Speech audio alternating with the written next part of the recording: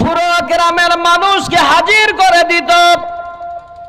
ওই মুহূর্তে আল্লাহর বান্দি মারিয়াম আলাইহিস সালাম দাঁড়িয়ে গিয়ে বলে, আল্লাহর বান্দারে, তুমি কোথা থেকে এসেছো?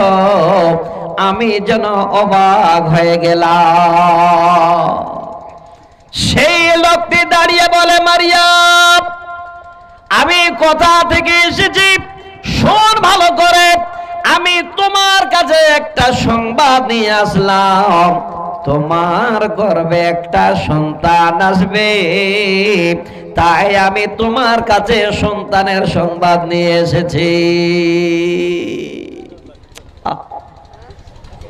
অন্য কেউ হলে লাঠি ধরতো, দরজা খুলে বেরিয়ে দিত, বের করে দিত, বের হোক ঘর থেকে। লোকটার উপরে কোন রকমের কথা নাই। মাইকটা দিও ভাই। লোকটার উপরে কোন রকমের অত্যাচার নাই। এত বড় আল্লাহর উপরে বিশ্বাস। একটা শব্দ শুধু যেন বললেন, ক্বালাত ইন্নী আউযু বিররহমানি মিনকা ইন কুনতা তাকিয়া। মাইকটা ডিস্টার্ব করছে না, বলেন। साउंड दीजिएगा सही से, साउंड बैठ रहा है। ভাই একটু সুন্দর করে দেন, ইকো দেবেন না। ইকোটা নয়, টাস টাস টাস করে যেন আওয়াজটা হয়।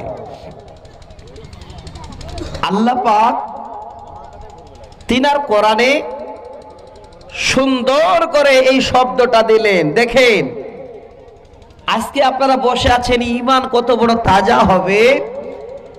আল্লাহ যে আজকে আপনাদের সকলের ঘরে দুটো ছেলে মেয়ে দিয়েছে, খাবার ব্যবস্থা দিয়েছেন, এইটুকু যদি বিশ্বাস না থাকতো, আল্লাহ হয়তো আমাদের খাবার বন্ধ করে দিতেন। কি শব্দ বললেন? ওরে আল্লাহর বান্দা, তুই আমার কাছে এসেছিস সংবাদ নিয়ে, আমি তোমাকে কিছুই বলবো না। তোমার সঙ্গে আমার কোনো কথাবার্তা হবে না। দেখেন কত বড় ভরসা। সঙ্গে বলে দিল, ইন্নী আউযু বিররহমানি মিনকা ইন কুনতা তাকিয়া। আমি আমার আল্লাহর কাছে, আমার প্রভুর কাছে, আমি রহমানের কাছে পানা যাচ্ছে। হে আল্লাহর বান্দারে, তুমি যদি পরেশগার মুত্তাকি হও, তাহলে শোনো, আমি আল্লাহর কাছে তার উপায়জন ব্যবস্থা চাই। আল্লাহর কাছে ছাড়া অন্য কারো কাছে হযরতে মারিয়াম আলাইহিস সালাম কোন রকমের কারো উপরে কথা বলেন না। ওনার বিশ্বাস আছে যে আল্লাহ এর ব্যবস্থা তুমি করতে পারো। ওয়া আলা রাব্বিহিম ইয়াতাওয়াক্কালুন। তুমি ছাড়ার ব্যবস্থা কেউ করতে পারে না। কোথা থেকে জানেন? যখন মসজিদের ছোট্ট একটা ঘরে খালু আব্বা জাকারিয়া আলাইহিস সালাম বন্দি করে রাখলেন তালা মেরে, আর খালু আব্বা দুদিন আসতে ভুলে গেছেন। হঠাৎ করে এবার যদি তাড়াতাড়ি করে ছুটে আসছে যে আমি আমার ভাইরার মেয়ের কাছে যেতে পারিনি, হায় জানি না, মনে হয় না খেয়ে সে কাতর হয়ে পড়ে গেছে। চট করে এবার এসে যদি তাকাচ্ছেন, তো বিভিন্ন ধরনের বিভিন্ন ফলের চোকাগুলো ঘরে পড়ে আছে। এই জায়গাটা আমার মায়েরা নিতে পারলে আজকে জিন্দেগি কামিয়াব। যেই ছেলেরা কোলে আছে, এই ছেলেদের কোরআনের হাফিজ করবার জন্য আমার মায়েদের এত বড় একটা আশা জাগবে যে আল্লাহ একটা যদি কোরআনের হাফিজ বানাতে পারি, আল্লাহ গো তোমার কাছে যথেষ্ট হয়ে যাব। একটাই ছেলে আল্লাহ তোমার ভালো জায়গাটা পৌঁছে দেওয়ার জন্য যথেষ্ট। খালু আব্বা জাকারিয়া বলে, ওরে মারিয়াম, এই রকমের ফলগুলো তুমি কোথায় পেয়েছ? যে ফল এখন কোন রকমের চোখে দেখা যায় না। এই ফলটা এই সিজনের ফল নয়, তার চোকাগুলো সব পড়ে আছে। মারিয়াম আলাইহিস সালাম কোন রকমের জন্য কথা না বলে একটাই শব্দ বললেন, হুয়া মিন ইনদিল্লাহ। ওগো খালু আব্বা, এই ফল শুধু আল্লাহর তরফ থেকে পাঠিয়েছেন আমার আল্লাহ, আল্লাহর তরফ থেকে খাবার এসেছে। তিনি মারিয়াম একটা লোককে দেখে নানান কথা বলবে, গালি দেবে, কোনদিন হতে পারে না। সরাসরি বলে দিলেন, আমি আল্লাহর কাছে পানা চাই, তুমি যদি মুক্তকে পরেজগার হও। এই শব্দটা যখনই বলা, ওই সময় ওই আল্লাহর বান্দা বলেন, ওরে মারিয়াম, আমি এসেছি আল্লাহর তরফ থেকে তোমাকে সুন্দর একটা সন্তানের সংবাদ দেওয়ার জন্য। বিয়ে হয়নি, স্বামী নাই, আবার সন্তান, তারপরও খালি একটা কথা বলেছিলেন, আল্লাহর বান্দারে, আমার তো বিয়ে হয়নি, আমার স্বামী নাই, ওয়ালাম ইয়ামসাসনি বাশারুন ওয়ালাম আক বাগিয়া। এই শব্দটা বলেছিলেন, আমি কোনো খারাপ মেয়ে নই, আমার গায়ে কেউ স্পর্শ করিনি, কেমন করে আমার গায়ে সন্তান আসবে? ওই লোকটা দাঁড়িয়ে বলে দিল, ওরে মারিয়াম, আল্লাহর জন্য এটা একদম সহজ, তোমার গর্ভে বাচ্চা দেওয়া। আর ঝগড়াও নাই, কিছু নাই, লোকটা বেরিয়ে চলে গেল। হে আমার মা, যারা পর্দার আড়ালে আছেন, দুটো কথা এখান থেকে আপনাদের দেব, বেশি নয়। অনেক আলোচনা শুনলেন, আমার শ্রদ্ধা ভাজন মাওলানা লাল মোহাম্মদ সাহেব আপনাদের বেশ কিছু হাদিস শোনালেন, আবার কথা দিয়ে গেলেন আগামী দিনে এসে আপনাদের ওয়াজ শোনাবেন, ইনশাআল্লাহ শুনতে পাবেন। আমি আপনাদের শুধু খালি ঈমানটাকে মজবুত করবার জন্য, আল্লাহ যে সব করতে পারেন, ভালো মন্দ তিনার হাতে, এইটুকু জানিয়ে দেওয়ার জন্য হযরতে মারিয়াম আলাইহিস সালামকে আপনাদের সামনে নজির হিসাবে একটু তুলে দিচ্ছি। গর্ভে বাচ্চা, এবার চিন্তা করেন, পেটে বাচ্চা ধরে আছে, এলাকার মানুষ তো খেপবেই যে তার বিয়ে হয়নি, তার স্বামী নাই, আবার গর্ভে বাচ্চা। আল্লাহ তখন বলছেন, মারিয়াম শুনবে বান্দে, এখানে যদি তুই থেকে যাস, তোর উপরে নানান ধরনের তারা ক্লেম করবে, তোর সঙ্গে তারা অন্যায় ব্যবহার করবে, তোমাকে অনেক রকমের অনেক কথা শোনাবে। বান্দিরে, তুমি তোমার কাছে যতটুকুন খাবার আছে রে বান্দে, হাতে নিয়ে আর পেটে তোমার বাচ্চা, ওই অবস্থায় এবার তুমি বেরিয়ে পড়ো। আল্লাহ রাব্বুল আলামিনের অর্ডার হয়ে গেল। দেখেন এই জায়গাও ভালো করে, একবার আল্লাহর বান্দি মারিয়াম আলাইহিস সালাম আল্লাহকে বললেন না, আল্লাহ কোথায় যাব, কোন জায়গায় গিয়ে আশ্রয় নেব? আল্লাহ তুমি কেন আমাকে বের হয়ে যেতে বলো? কোন রকমের কোনো কথা নাই, এটা 100% বিশ্বাস আছে। আল্লাহ তুমি আমাকে যেতে বলেছো মানে অবশ্যই আমার ব্যবস্থা তোমার হাতে। যাচ্ছে যাচ্ছে, প্রসবের বেদনা একদম শুরু হয়ে গেল। বাচ্চা প্রসব দেবে, টাইম কাছিয়ে গেছে, পেটে ব্যথা শুরু হয়ে গেছে। আল্লাহ তখন বলছে, মারিয়াম আমি যে তোকে বের করে নিয়ে আসলাম,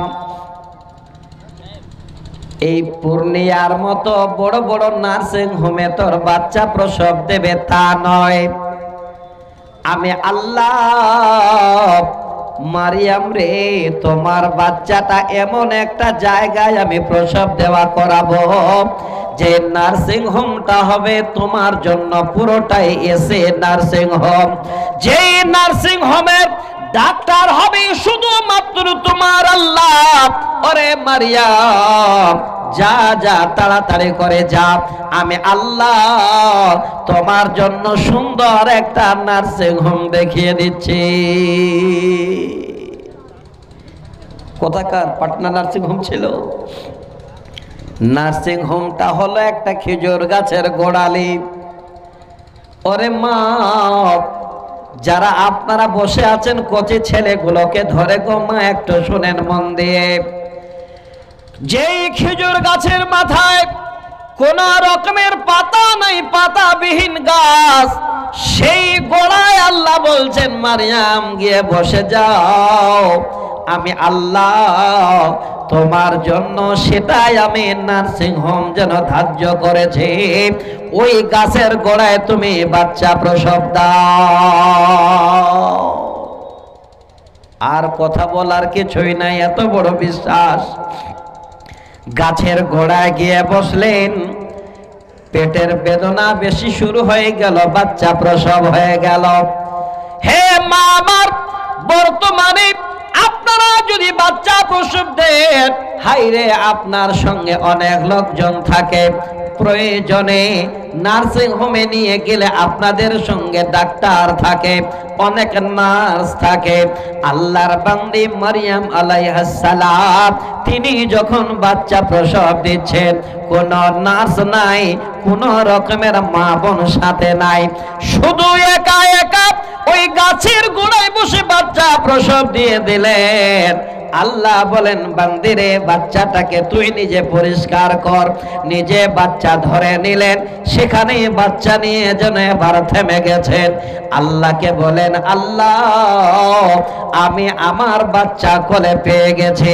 আল্লাহ গো, আমার কাছে যা খাবার ছিল আর আমার কাছে কোন রকমের খাবার নাই। ও আল্লাহ, আমার 100% তোমার উপরে বিশ্বাস আছে। আল্লাহ, আজকের দিনে আমি যদি খাবার না পাই, তাহলে আমার স্তনে দুধ হবে না, আমার বাচ্চা অনাহারে থাকবে। ওগো আল্লাহ, আমার হাতের খাবার সব ফুরিয়ে গেছে। আল্লাহ বলছে, বান্দি তুই জানিস না, নার্সিং হোমে থাকতে গেলে দিনে 3 বার খাবার দেওয়া হয়। আমার নার্সিং হোমে তুই ভর্তি আছিস, আমি আল্লাহ তোকে খাবার দেব না, কেমন হবে? একবার দেখেন গো বাপ, ও আমার মায়েরা, আল্লাহর উপরে একটা শব্দকে রেখে দিয়ে বান্দের কত বড় ভরসা, বিশ্বাস হয়ে গেল। ওগো আল্লাহ, তুমি খাবার বন্ধ করতে পারো না, খাবার ব্যবস্থা করে দিতে পারো। আল্লাহ বলে, বান্দিরে খাবার নেবি, তোর হাতে খাবার শেষ হয়ে গেছে। হে বান্দে, যে নার্সিং হোমের গোড়ায় তুই বাচ্চা প্রসব দিলি, ওই গাছের গোড়াটা ধরে একটু হাত দিয়ে ঝোঁকা, একটু হিলিয়ে দে। হায় হায়, আল্লাহর বান্দে দেখেন এত বড় বিশ্বাস, হাত লাগিয়েছে। আল্লাহ বলেন, ওরে খেজুর গাছ শোন, আমি আল্লাহ আমার বান্দিকে তোমার কাছে রেখেছি, তাড়াতাড়ি করে আমার তরফ থেকে খাওয়ার ব্যবস্থা করে দে। অর্ডার হয়ে গেল। ওয়াহুদ্দি ইলাইকে বিদিন নাখলাতি তুসাকিত আলাইকে রুতাবান জানিয়া। আল্লাহ বলেন, হে খেজুর গাছ রে, আমার বান্দির কাছে এমন সুন্দর করে খাবার দে, কাঁচা খেজুর নয়, যদি কাঁচা খেজুর হয় আমার বান্দির খেতে অসুবিধা হবে, পাকা তাজা তাজা খেজুর আমার বান্দির সামনে দে। অর্ডার হয়ে গেল। আল্লাহর তরফ থেকে মারিয়াম আলাইহিস সালামের সামনে এবার পাকা পাকা খেজুর পড়ে। আল্লাহর উপরে যদি ভরসা থাকে, আল্লাহ সব দেবে, একটাও বাদ থাকবে না। হে আমার ভাই জানেরা, আল্লাহর উপরে যাদের ঈমান আছে, শুনেন একবার মন দিয়ে, আল্লাহর জমিনে যদি আল্লাহকে বিশ্বাস রেখে আল্লাহর উপরে ভরসা করে চলতে পারেন, আল্লাহ আপনাকে ছেলে দেবে, আল্লাহ আপনাকে মেয়ে দেবে, আল্লাহ আপনাকে গাড়ি দেবে, আল্লাহ আপনাকে জামা দেবে, আল্লাহ আপনাকে জীবনে চলার সুখ করে দেবে। আপনার চলতে গিয়ে জীবনে যা প্রয়োজন আল্লাহ সব পূরণ করে দেবেন। একবার দেখেন আল্লাহর বান্দে মারিয়ামের দিকে, তাজা তাজা খেজুর সামনে পড়েছে, খালি নিয়ে মুখে ঢুকালে হয়ে যাবে। আল্লাহ বলছে, বান্দি তুই না আমার উপরে বিশ্বাস করেছিস, একটু থাম, শুধু যদি খেজুর গুলো খাস আর যদি গলায় খেজুর লেগে যায় তাহলে কষ্ট হবে, তোর পানিরও প্রয়োজন আছে। ওরে ভাই আমার, আপনারা কত সহজে দেখেন আল্লাহর জমিনে সুন্দর করে আপনারা ভুট্টা পাচ্ছেন, আল্লাহর জমিনে ধান পাচ্ছেন, আল্লাহর জমিনে কলাই পাচ্ছেন। এই জমিনে ধান, ভুট্টা, কলাই সব যদি আপনারা তৈরি করে খাবার খান আর আপনার পার্শ্বে যদি পানি না থাকে, আপনি যেন ভয়ে খাবারটা মুখে দেবেন না। আল্লাহ বলে, বান্দারে যেই জমিনে সুন্দর সুন্দর খাবার পাইলি আমি আল্লাহ সেই জমিনে তোদের পানিরও ব্যবস্থা করে দিলাম। একবার দেখেন আপনাদের মতোই জায়গায় যদি 20, 25, 30 ফিটের একটা পাইপ বসিয়ে দেওয়া হয়, সুন্দর পানির ব্যবস্থা হয়ে যায়। আবার আল্লাহর জমিনে কোনো জায়গায় দেখে 200, 300, 400, 500 ফিট পর্যন্ত পাইপ যদি ঢোকানো হয় তারপরেও যেন পানি খুঁজে পাওয়া যায় না। আল্লাহ বলছেন, মারিয়াম শুধু খেজুর খাস না, দাঁড়া, তোর পানির প্রয়োজন আছে। সামনের দিকে আল্লাহ যেন পানির ব্যবস্থা দিয়ে দিলেন। আমি এতগুলো কথা বুঝিয়ে বুঝিয়ে বলছি আমার মায়েদের বুঝাবার জন্য। যে মায়েরা আমার সুন্দর করে বাচ্চা প্রসব দেওয়ার পরে বাচ্চাটাকে খেয়ে না খেয়ে মানুষ করলো, যখন এই 5, 7, 8, 10 বছর হয়ে গেল, আল্লাহকে বলল, আল্লাহ একটা নবীর সুন্দর মাদ্রাসা আছে, কোরআনের হাফেজ তৈরি হয়। আল্লাহ তোমার উপরে আমার বিশ্বাস, এই ছেলেটাকে আল্লাহ তোমার নবীর মাদ্রাসায় দিয়ে দেব, কোরআনের হাফেজ তৈরি হবে। ও আমার মায়েরা, এই কথাটাই আপনাকে বুঝাতে চাইছি। আল্লাহর উপরে এইটুকু যদি আপনাদের ভরসা হয়, আল্লাহ আপনার ছেলেকে কোরআনের হাফেজ বানিয়ে দেবে, আর জীবনে কোনোদিন অশান্তি আপনার ঘরে আল্লাহ দেবেন না। কি হলো, মারিয়াম আলাইহিস সালামের সামনে এবার খাবার আল্লাহ ব্যবস্থা করে দিলেন, পানি পান করার জন্য পানির ব্যবস্থা করে দিলেন। আল্লাহ এবার অর্ডার দিচ্ছেন, বান্দিরে এবার তুমি খাও আর পানি পান করো, খেজুর খাও আর পানি পান করো। দেখেন সম্পূর্ণটাই দায়িত্ব আল্লাহ নিয়ে নিলেন, যা যাবতীয় সব কিছু আল্লাহর তরফ থেকে। এবার খাচ্ছেন, পানিও পান করছেন। আল্লাহ যদি ইচ্ছা করতেন, বান্দে সারা জীবন ধরে আমি আল্লাহ তোমাকে সেখানে রেখে দেব, আমি আল্লাহ তোমাকে রেখে দিতাম, খাবার দিতাম, কোনো অসুবিধা হতো না। কিন্তু বান্দেরে আজকের দিনে এমন একটা প্রতিভা তোমার তৈরি হবে, সারা পৃথিবীর মানুষ যেন তোমাকে, তোমার ছেলেকে চিনে নেবে রে। হে বান্দে, আমার উপরে ভরসা ছিল তাই। ওরে মারিয়াম, আমার কাছে আর থাকতে হবে না, আমার গাছের কাছে আর একাই তোকে বসবাস করতে হবে না। বাচ্চাটাকে কোলে নে, কোলে নিয়ে তুই ফিরে যা, তোর বাচ্চাটা জীবনে কি তৈরি হবে সমস্ত দুনিয়ার মানুষ যেন এবার দেখবে। মা জননী